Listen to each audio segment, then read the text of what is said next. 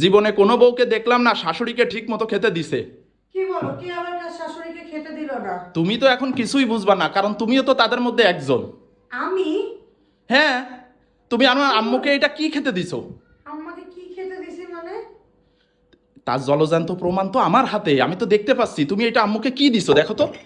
আশ্চর্য, তুমি তো নিয়ে আসলা তোমার বন্ধুর বাসা থেকে, তুমি নিজে খেয়ে আসছো আর বললা যে আম্মার জন্য আর আমার জন্য প্যাকেট পাঠিয়ে দিছে, তুমি আর আম্মা খেয়ে নাও। আমি তো নিজে না খেয়ে আগে আম্মাকে দিয়ে আসলাম। হ্যাঁ, তুমি আম্মাকে ঘরে খেতে দিয়ে আসছো, আমি তো গেছি খাওয়ার আগেই, আম্মা খাওয়ার আগেই ভাগ্যিস গেছি, না হলে তো আমি এটা দেখতে পাইতাম না। তুমি মানে 2 প্যাকেট থেকে মনে হয় সব হাড্ডিগুলা বেছে আমার আম্মুকে দিছো, আর ভালো ভালো গোশগুলা মনে হয় তুমি নিজের প্লেটে রাখছো ভালো ভালো খাবাসের জন্য। তুমি এত বছর মানে আমাকে চিনলা না? আমি বুঝলাম না, তুমি কি আমার মাকে একটু নিজের মায়ের মতো মনে করতে পারো না নাকি? আসলে তোমার এই কথাগুলো শুনলে না আমার খুব কষ্ট হয়।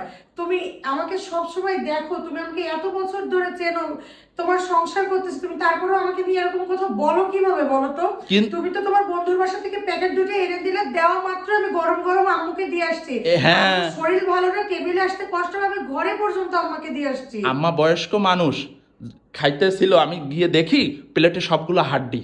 তা আম্মু খাবে কিভাবে? তুমি এটা বিবেচনা করনি? এখন তোমার বন্ধু যা দিছে আমি তো তাই দেবো। এখন তোমার বন্ধুকে জিজ্ঞেস করো যে সেরকম সব হাড্ডিযুক্ত মাংস কেন দিছে। আমি আমার বন্ধুকে এখন জিজ্ঞেস করতে যাব। তা তুমি আমাকে কেন বলতেছো আর বলো তো?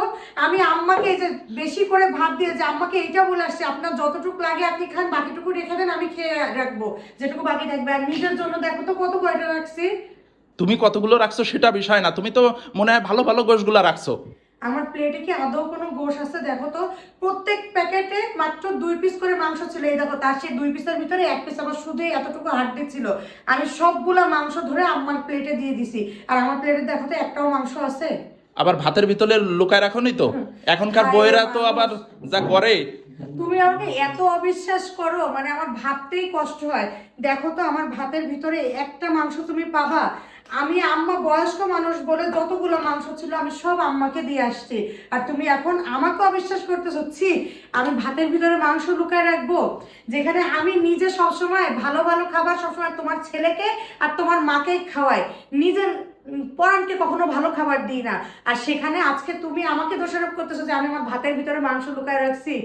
ছি, এর থেকে লজ্জার আমার আর কিছু নাই। না, বউয়েরা তো আসলে ঠিক মতো শাশুড়িকে যত্ন করে না, ঠিক মতো খাইতে দেয় না। শোনো, সেই জন্য হাড্ডিগুলা দেখে তো আমার মাথা গরম হয়ে গেছে। শোনো, সব বইয়েরা এক না, বুঝছো? তাই যদি হইতো তাহলে হাতের 5টা আঙুলি সমান হইতো।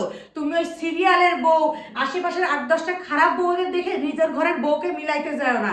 আর বউরা খারাপ হয় তোমাদের মতন স্বামীদের কারণে, এরকম আচরণের কারণে। কারণ তুমি আজকে এই আচরণ করতেছো না, তুমি আমার মনের থেকে তোমার প্রতি আমার কষ্ট তৈরি হচ্ছে। এরপরে দেখবা কি আমি আসলে ভালো ভালো মাংস খেয়ে হাড্ডিগুলাই তোমাদের জন্য রেখে দেবো। বউরা যে কেন খারাপ হয় এটা যদি খোঁটায় দেখা হয় তাহলে স্বামীদের জন্যই খারাপ হয়, বুঝছো? আম্মাকে এত ভালোবাসি, এত শ্রদ্ধা করি, তারপরে তুমি প্রায় সময় আমাকে এই কথা বলো বলো যে আম্মাকে ওষুধ ঠিক মতন খেতে দেইনি। অথচ তার তুমি বলার আগে আম্মাকে আমার ওষুধ খাওয়ানো হয়ে যায়। তোমার এই আচরণগুলো না আমাকে খুব কষ্ট দেয়, ঠিক আছে? এখনো সময় আছে, তুমি তোমার এই আচরণগুলো থেকে সংশোধন হয়ে আসো। নাহলে দেখবা কি কোনদিন তোমার বউ ওই সিনেমার বউদের মতন হয়ে যাবে, বুঝছো?